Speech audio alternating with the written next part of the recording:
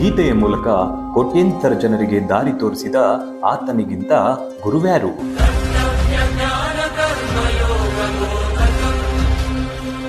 ರಕ್ಷಣೆಗಾಗಿ ಸಮುದ್ರದ ಮಧ್ಯೆ ದ್ವಾರಕ ನಗರವನ್ನ ಕಟ್ಟಿದ ಆತನಿಗಿಂತ ದೊಡ್ಡ ಆರ್ಕಿಟೆಕ್ಟ್ ಯಾರು? ಕೊಳಲು ನಾದದಿಂದಲೇ ಗೋವುಗಳನ್ನ ಗೋಪಿಕೆಯರನ್ನ ಕಟ್ಟಿ ಹಾಕುವಂತ ಆತನನ್ನ ಮೀರಿದ ಮ್ಯೂಜಿಷಿಯನ್ ಯಾರು?